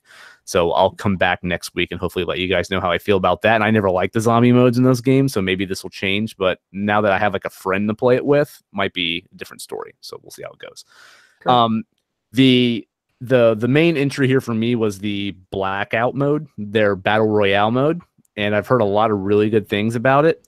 I played a couple matches. I have failed miserably on each one that I played. But the game is pretty cool. It's the map doesn't have as much personality as Fortnite, and it's not quite as tactical as PUBG. So if you wanted a battle royale game that feels more arcadey without like building and all that stuff, or like super like tactical gameplay and stuff, you just want something more fast paced, this will do it for you. That's what this is. It's the fast-paced Call of Duty gameplay in a battle royale setting, and it's pretty fun. It didn't blow me away like I was expecting to, because a lot of people are like, "Oh, this is like the best battle royale game ever," you know. No, I mean it is a lot more accessible to me, but it didn't quite blow me away like I was expecting. But it's still fun, you know. I think people are going to enjoy it. But you die so sorry to interrupt. You die so quick in the Call of Duty games usually online. How does that translate to Black? Or whatever. It depends on how well you do. I've died. It's going to be frustrating. Yeah. I've died pretty quick in them, but I mean, I've only played it a couple times. I just didn't do so hot. I was still trying to figure it out, but it's pretty much the same setup. You have a wingsuit, so you jump out of the helicopter with a wingsuit and you like go down wherever you want to on the map, and you're doing the same thing. You're entering buildings, scavenging for supplies, the whole thing. The game's just much more fast paced. And I mean, I have noticed I've died faster in these games and survived not as long compared to the others. But I mean, if you're good at it, you can survive longer. Or if you're like me and you just go jump off somewhere on the map where not a lot of people hang out and you just kind of sneak around the whole time. But I really need to play more of it to get a better feel. But I still think it's good and people will dig it. But I don't think it's going to like dethrone Fortnite or anything like that, especially since that game's free. But yeah, we'll see how that goes. But I put most of my time into the multiplayer mode, just the standard Call of Duty multiplayer. That's primarily what we played. And this game is sort of like a mixture now between Overwatch and I would say like a Rainbow Six Siege, because they have character classes now that are sort of like the operators in Rainbow Six Siege. How they all have like different special abilities, but they're also like class based, sort of like Overwatch. You know, they have like their own personalities and stuff, but not as near as charming as Overwatch. These are like gritty soldier guys, so don't expect a hamster and a fucking ball or anything like that in this game. But you pick your class, and each guy has like a special ability. One guy's got like a hook shot that he can use to zip around. There's one guy that has like a little RC car that will like shock people. The one dude can put up a ballistic shield that he can hide behind, all kinds of different abilities, and you can choose the one you like the most. Now, they still have a create a class feature. You have to unlock it at level 5. And basically all that does is it lets you customize those character classes to kind of tweak them a bit to more your play style. But they still have that one main ability that each of them have, but you can add and customize other abilities to them as well in their loadouts. So they're much more customizable than anything like Overwatch, which you can't really customize. You just pick your character and go. So it's more like a Rainbow Six Siege to me, really. It's still the same fast-paced Call of Duty gameplay. It's a lot of the same modes. They have some new modes in here. I haven't played all of them. We played mostly the objective-based team battle stuff. A lot of the same issues you have with Call of Duty are still present here. There's still a big issue with spawn killing. This game in particular has a pretty nasty spawn killing issue. If the team is significantly better than your team, they can take advantage of that, and they will just fucking mow you down every time you spawn. So they need to work on that. There's still the shitty matchmaking to where like you'll like level 3 and then they'll just throw you in with guys that are like double prestige and shit. You know? So if you want to play with people around your own level, that still doesn't really happen. So that's a problem. Now, when you play with your friends, I mean, with a system like that, you wouldn't be able to play with your friends if they were higher level than you. So I get it, but they should have some kind of solo matchmaking that puts you in players of people that are around your same skill level, you know, so you're not being thrown into people that sit and play this game all day. I ran into streamers while I was playing this game. You can tell because they put TTV in their usernames. And you can tell these are people that get paid to sit and play this game all day long. And they were just rocking us, and they shouldn't have thrown me in lobbies with those people that have prestiged already. And I've just picked the game up, you know? So that's still an issue, and that's always been an issue with Call of Duty, so that's nothing different. But if you like Call of Duty multiplayer, this is that. It's still very much fun. It's still fast-paced. I still am enjoying it just as much as I have any other Call of Duty multiplayer game. The maps seem pretty good. There's a lot of repeats, like classic maps from older Black Ops games that are mixed in there too for people that remember those. The class-based gameplay is pretty cool with like the operator kind of characters. I like that. Yeah, I mean, some of the objective-based matches are really fun too, with like the control and like the ones where you like have to hold the points and stuff like that. That like this really good. They have kill confirmed in there again, where you have to collect the dog tags and all that stuff. So yeah, all that's fine and dandy, but it's still got its flaws. So if you like Call of Duty multiplayer, you like the zombies and all that stuff, you like Battle Royale, you're going to dig this game. You're going to have a lot of enjoyment out of it. If you need your single player campaign, do not touch this game in any way, shape, or form. There's nothing there for you. There are little like mini missions that are more like bot matches that help you get used to the different operator classes than there are actual single player story missions. So, I mean, there's stories added to them, but they're not real single player missions. They're just like bot matches. That's all you're going to get in the single player realm here. So yeah, if you're a Call of Duty guy, you're going to want this. You're going to want to play it because it's more of that and it's fun. But if not, then don't touch it. And I don't think it's worth $60. I really don't. Yeah. Especially when they're going to start throwing map packs and shit at you. I don't think this is worth $60 at all. That's just me. Thankfully, I didn't actually pay money out of pocket for it. I just traded 2 Switch games I know I'll never touch again. But otherwise, I'm having fun with it. And man, I really wish they piecemealed this game and sold it. Like if someone just wants to play Blackout, let them pay $20 and just play Blackout. You know, like break this game into chunks and sell it that way. Because I would have liked to have paid like $40 and take out zombies because I don't give a fuck about that mode. You know, that kind of would make sense to me. So, I mean, sounds that's like more of the same though, minus a single player component and adding a battle royale mode. It is. I mean, if you're into this stuff, you're going to be happy because that's what they give you. But it's not really deviating much from the standard formula, other than those like operator classes. That's really all you're going to get here. So yeah, see, I love the series up until about last generation, end of last generation, and then I just was so fatigued on it, and I missed like World at War and certain like I just thought those games were better. So I was hoping you would sell me on it, and you did a great job. It's just hearing what you said, I'm glad I skipped it. yeah, I haven't bought a Call of Duty game since Black Ops III, and I hated that game. I did not like it at all. Infinity War or an Infinite Warfare, I think was what it was called, the space one. That one was, I didn't even finish the single player on that one. I didn't even touch the multiplayer. I played World War II. I just played the single player missions, and that was it. And I didn't even touch the multiplayer. So this is the first one where I've jumped in. I loved Black Ops 2 multiplayer. I played the fuck out of that game multiplayer. And in Call of Duty 4, I played a lot of multiplayer of. Like, I really do like the multiplayer in Call of Duty. It's fun. But it's the same old shit here, and the same problems, the same pros, the same cons. Like you're going to get all that here. So it's really just for hardcore Call of Duty fans, and those people are going to eat it up. And those people don't play single player, so they're not going to miss it. And that's all it really is. So I think a very small percentage of the fan base is really going to be pissed at this game. You know, the ones that wanted single player. But this game's still selling like hotcakes, isn't it? I think I read something where it's like. Good for them. I don't know how maybe they're getting new generations of people as I don't know. I don't know if there's. It's got to be. I mean, it has because I think I think generationally, I'm kind of with you. Like I burnt out a long time ago on this one.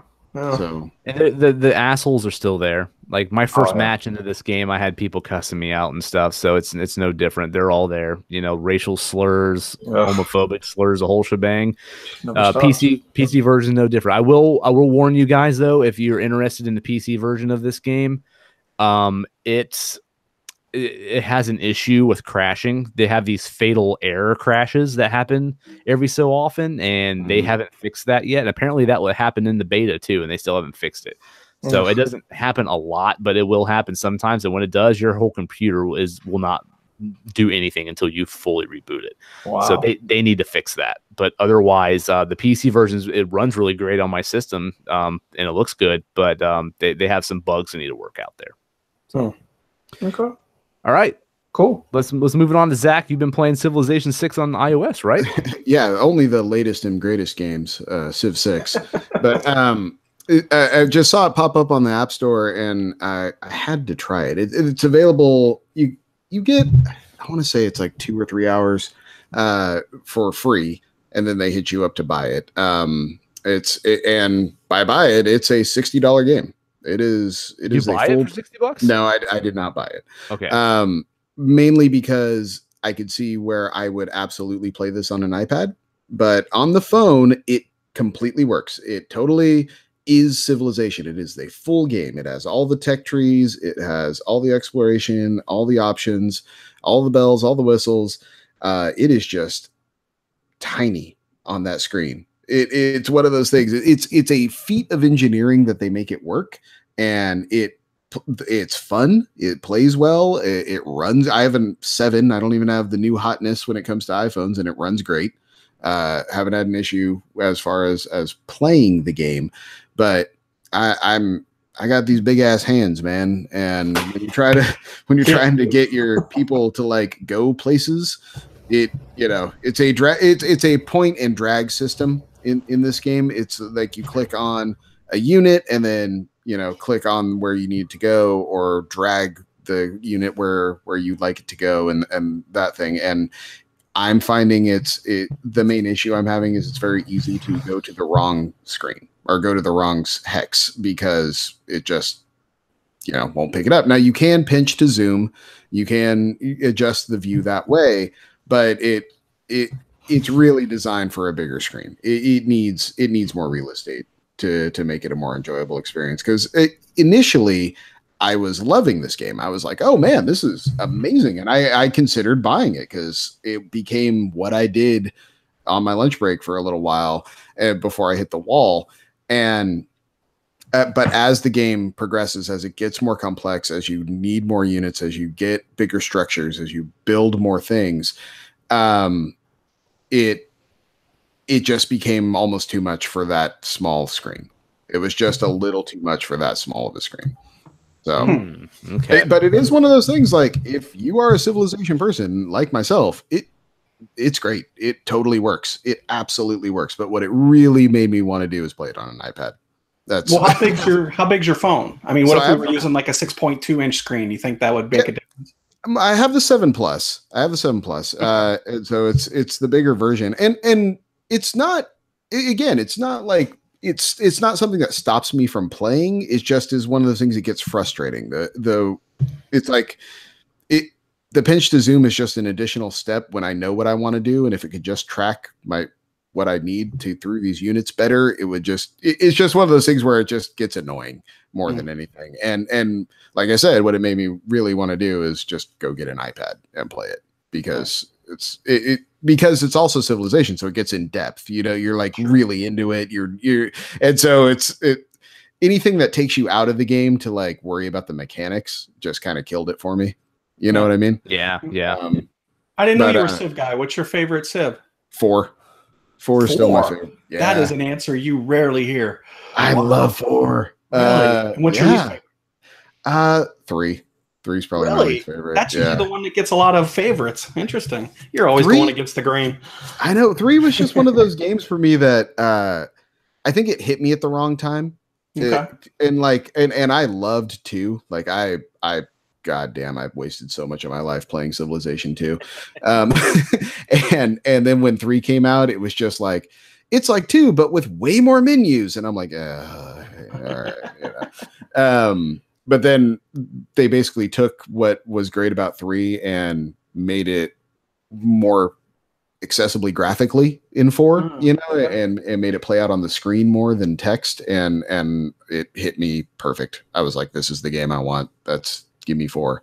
Wow. I think I have 5, and I've never played any of these games. 5 was the first one they brought the hex system in, where it went from a grid to a hex. And the funny thing is, I think I have Civilization 1 on a disc still. That was like given to me at some point, but I've never. I played like a little bit of Civilization Revolution, but Civ Rev is so good. Oh god, I feel like these games really aren't for me. Yeah. I need to actually sit down and give one a shot, but I don't think it's very time consuming. My buddy tried to get me into them for years, and I think Civ 3 was his favorite, but he tried to get me to get. I think I ended up buying 6, and we played online together, and I could not. It's just I don't have that. I can't stay focused. I see a squirrel, I'm like squirrel, and I turn my head and I'm off to something else. It takes too much of my Especially when you get late game and like one turn will take you 20 minutes. It's one of those things where it's just like, oh my god, like I get why people don't like these games, because I get why people like them. It's just just not for me. If I'm gonna spend that kind of chunks of hours on a game, I want to be more action based or more lose my mind, not use my mind so much. Totally. That just came to me. Sense. But it's for me. Yeah, cool. I'm glad you dug it. Any chance you buy it if you can get it, do it on a different. Yeah, I'm probably going to get. I'm waiting for them to announce the next generation of iPads before I pick one up. But I absolutely see myself buying this for the rumors I've heard about those new iPads are pretty cool. Yeah, they're supposed to have full Adobe Photoshop. Apparently, it's coming out for them. Yep. But I could see even at $60, Civ 6 being one of the first purchases I make for it. So. Wow, an iOS game for $60. I've heard it all now. God damn, it's so good. $1. I'm like Alaina, man. Give me the free shit. Yeah, exactly. I hear you. Hey, man, if you're gonna, if you're gonna put the time in, it's worth the money. And that's the thing is, I could see this becoming how like I spend my lunch hours for the next year. Like I could just see that playing it. Worth it. Yeah. My lunch hour game is Mega Man 11 right now. I need to pick that back up. I haven't beat it yet. I'm close, but I'm really close. I just need to. Yeah, it's still fun, man. I talk about games, that series I never liked, and I like the new one. That's one of them. So, they didn't make it. Oh no, go ahead. They just made it easier. Like Mega Man was always great. It's just like stop making it so balls hard. Like It's like there's no reason. Some people for need that. you know. Yeah, And well, so but I'm not one of them. They need it to feel. Yeah, need to feel the pain. Feel that I'm real. It's like a Linkin Park lyric right there. Or something. All right, Shannon, man. So you beat Spider-Man, right? I finally beat that game. Yes, and What's your overall consensus? The game itself is great. The ending sucks balls. Like I did not like it was unsatisfying, or it did something you didn't like. Well, both. Okay. I haven't. I'm not there, so don't. I'm not going to spoil it. I just felt it was abrupt. It was a very abrupt ending, and I didn't like the direction that they took it. True to every Marvel game or every Marvel movie, there's bonus credits or bonus scenes at the end after the credits. So I don't mind watching people's names come up for a very well put together game, but for the amount of time I put into that game, I was expecting to have a little bit more of a fulfilling ending than what I got.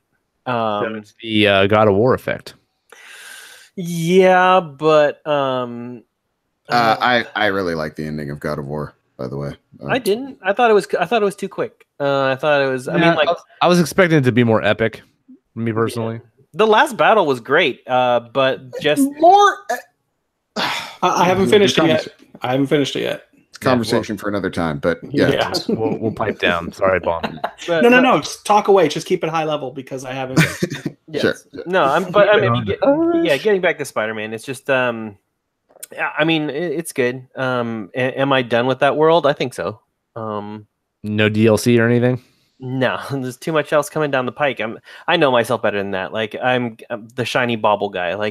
Put the new shiny thing in front of my face, let me play with it until I'm tired. I'm the same way, man. I know. I do think it's interesting because the heist is part of the DLC that's launching next week for Spider-Man, and I think quick, by the way. DLC it's really quick. After it releases, I'm tired of them holding on to stuff and be like, "Oh, we're going to charge for this." But go ahead. I'm sorry. Well, no, I was going to say, but I think it's interesting that they did the Rocksteady way and picked Black Cat as the character in the DLC that you're going to use, and it's kind of very. Arkham Knight did that with Catwoman, right? That was Arkham City. Arkham City did. Yeah, I remembered it was one of their first DLCs was a whole Catwoman pack.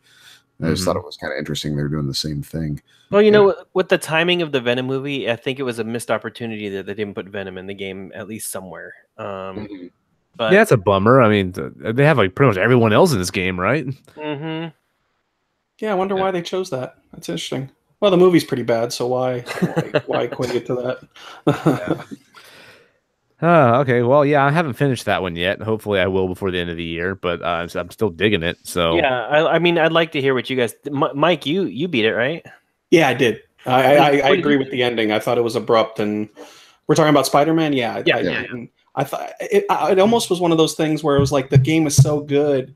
Sometimes, for me anyway, it's hard to end right. You know what I mean? It's hard to get a great ending because for me, it's like, oh no, it's ending. So maybe I just didn't want it to end, and I felt it was abrupt, but no, I did think the ending was a lost opportunity, and there could have been a way to make it better. Although I don't know how, but yeah, you're right. Abrupt, definitely could have been fleshed out a little more. Gotcha. You've been playing Dragon Quest XI too, right? Yeah, so I finished the Spider-Man game and immediately got excited because I get to play something new. So I put Dragon Quest XI in. Were there slimes? Yeah, there were slimes within the first battle you fight is the slimes, and it felt so familiar and satisfying at the same time. Were they blue slimes, steel slimes? What kind of slimes were we working with? They were blue slime. Okay. Yes. Yeah, they gotta be blue, man. They're like the rats of the RPG. And they came down some stairs in the first dungeon that you were supposed to go into, and I think that's I got maybe put through the first tutorial area, they really do hold your hand in that game still. I mean, even though this is the 11th iteration, it's still like you're playing Dragon Quest for the first time.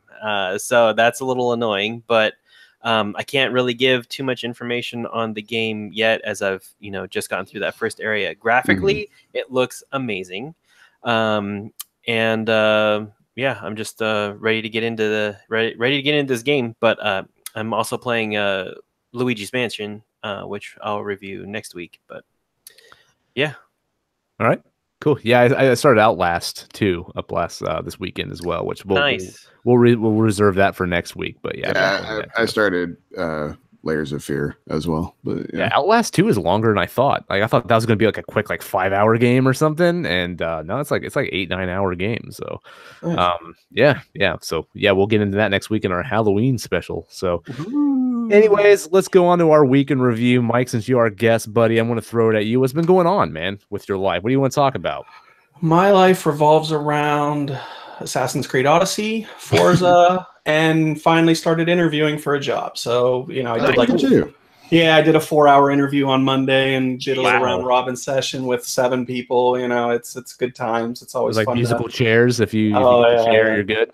Yeah. I think I'll get an offer either tomorrow or Friday. We'll see how that goes and plays out. But I guess the big thing for me for the week is my youngest daughter, Brittany, Alaina's sister, obviously. They left Monday morning they're moving to Ohio, where I grew up. She, and you guys, Shannon and Zach, you should know this pretty well, but the cost of living out here is so rough. And it's just gotten to a point where people who aren't, I mean, you can make $250K a year in San Francisco and still be living paycheck to paycheck.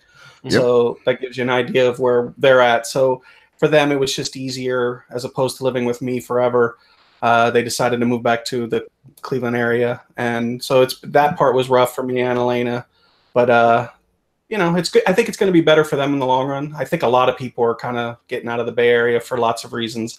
I love it here, but it's getting to the point where this is ridiculous.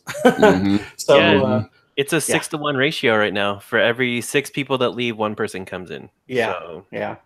And there's very legitimate reasons why that is. Keep leaving, people. Keep leaving. hey, there's always Fresno, right? No. Yeah, so that's been my week. Fresno's the Ohio of California. They're very similar. I've been to both, so I know. Yeah. But it was funny. She left Monday morning, like around 10 a.m., and I had to go to my interview at 11 or 12:30, and boy, that was a rough ride. Rough ride there, and kind of had to settle down, and then kind of get in the game face mode. But yeah, that was my week, and it's been hard on me and Alaina. Alaina's talking about they're looking in Portland, Sacramento. They're looking at other places too with her boyfriend because they're living with his parents, and it's just hard to blame people. It really is. It's so rough. It's just, but that's been my week. But still playing a lot of games. Played a little bit of Dragon Ball Z, the fighting game. Really like it. Only got a couple hours in, but never really a fan of the series. Never watched it much, but the fighting game got such good reviews, and I got it at Best Buy for $24 after GCU. So I figured, what the heck? And me and Logan will play that a lot and have some fun. Have you played it online yet against anyone? I did. It was smooth, but obviously I got my butt smoked. And it's got that component of what's that game where you play 3 people? You kind of tag in and Marvel versus Capcom. Something like that. Yeah. So you get 3 people going, and you can tap in and fight, and then you got to kill all 3 at some point, or you might be 1v3 at some point if you're really bad, like I was online. But it's a fun game. If you like 2D fighters, this one's smooth, very colorful. It's fun characters. I'm not a big fan of the series per se, but the characters are still fun to play with. And if you like 2D fighters, I would recommend this game for sure. Yeah, I think it's one of the better 2D fighting games that's come out in recent years. Yeah, I'm no DBZ fan either, and I even really enjoyed it. Yeah, to watch people play this at such a high level and like the Evo tournaments and stuff is freaking. Oh yeah. So it's so joyous to watch. Like it's just because they blend their moves together so seamlessly, and it looks like a cartoon when somebody knows how to play this game right. I mean, it almost looks like an episode of the actual anime. So agreed. And I think this will be the fighting game for years to come as far as big tournament games. I could see this game kind of taking that mantle. Mm-hmm. Yeah, absolutely. All right, Zach, how about you, man? My week has been taken up by doctors. It's been a lot of fallout from this stupid accident I got in a couple months back, but it's starting. I basically got got damaged enough that I actually have to start physical therapy, which, you know, I'm old now and I should have been doing anyway, but I chose not to because I'm stubborn, and finally caught up with me. So we'll be doing that. But that's pretty much my whole world these days.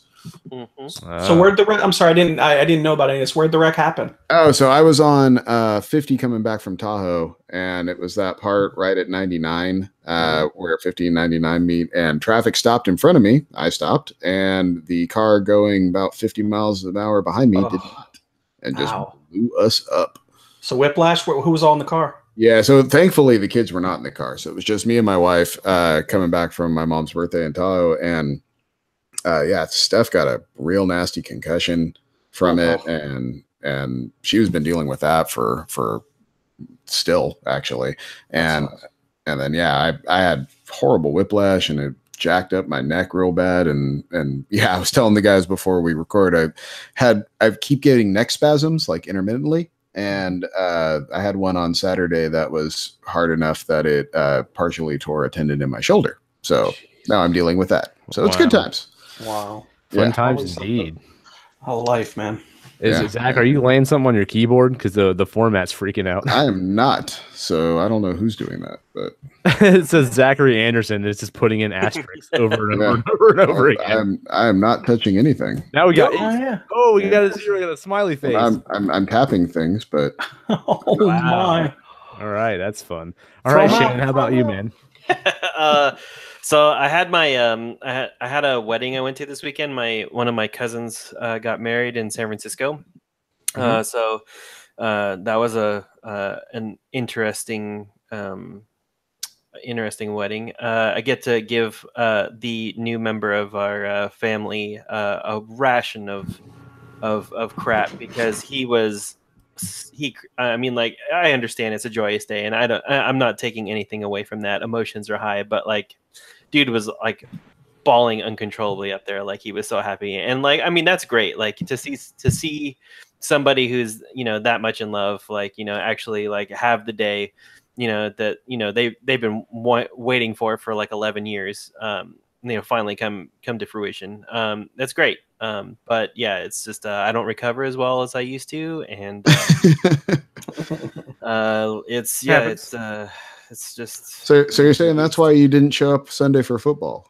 I told you, man. You threw that invitation out, and I told you I do not know what kind of shape I'm going to be in, especially since I came to the realization while I was at the wedding that I'm now on the side of my life where there's going to be more funerals than weddings. Oh yeah. And that had a lot. That was a pretty big factor in my. Nothing says bring on the whiskey like realizing how close to death you are. So that's crazy, man. I never thought about that. I have not thought about that at all. Where you're actually going to more funerals than weddings. That you just spoke to me, man. Oh, dude, yeah, no reality. I mean, though, yeah, oh come on. That's usually Zach. I'm usually the ray of sunshine, but this time got me. But yeah, open bars and these sudden realizations, man, hit you like a wet sock full of quarters. Yeah, totally, man. Well stated.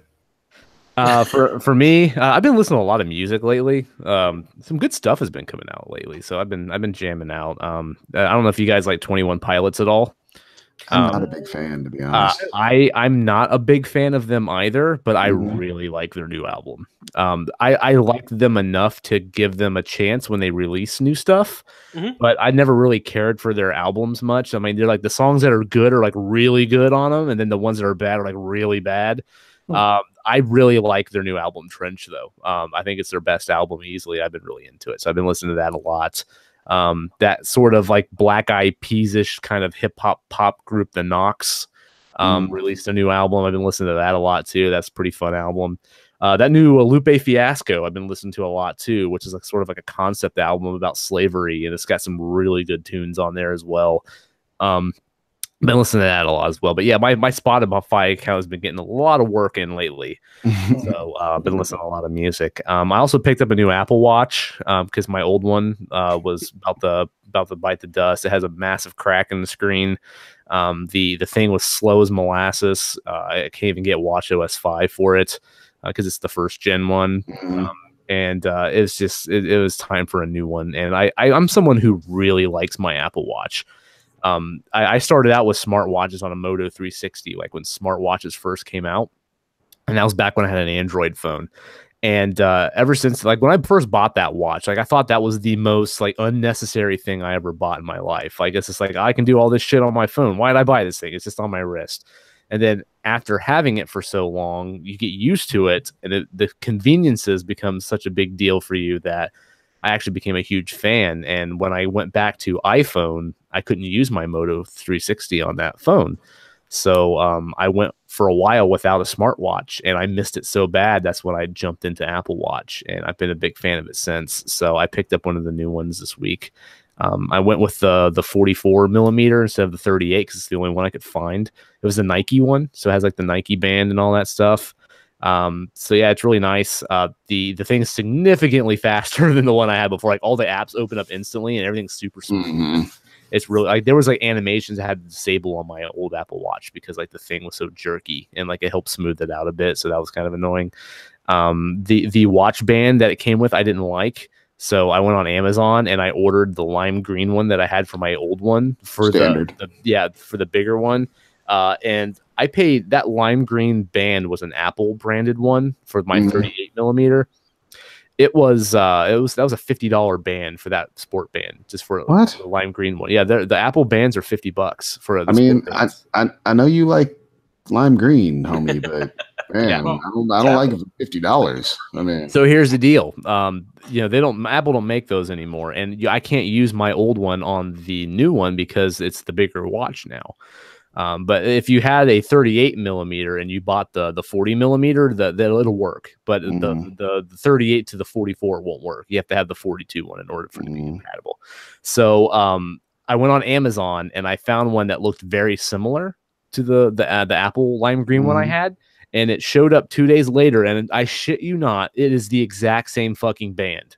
Like there's no Apple logo engraved on the back of it. It has a couple extra holes in it to latch it onto your wrist, but it is the exact same color, the exact same material. It even smells the same.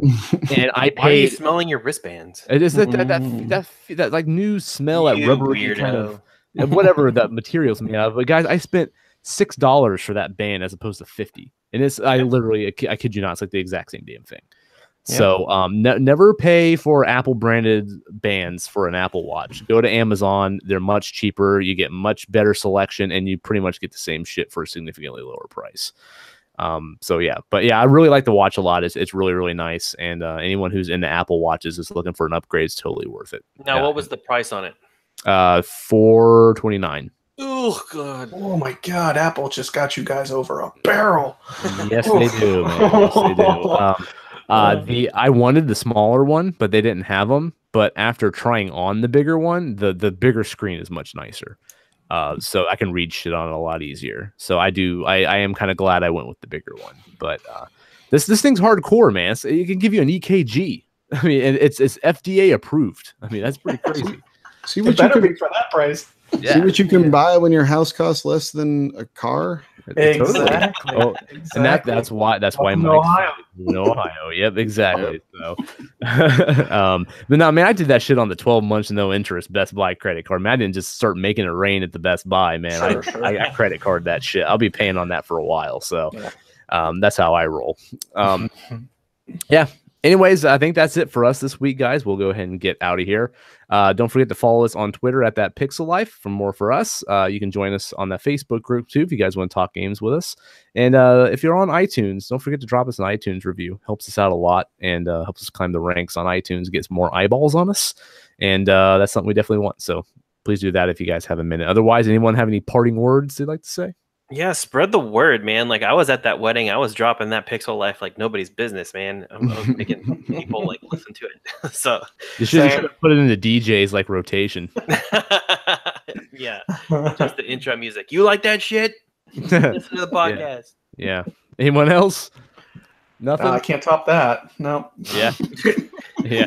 Hopefully Alaina will be back next week, so we'll have the gang back. But Mike, again, thanks for filling in for us, man. We appreciate it. Yeah, no, anytime. I always have a good time. Thanks, guys, for having me. Awesome. Absolutely. That being said, we will see you guys next week. Thanks again. Have an awesome weekend, and see you next time. Oh.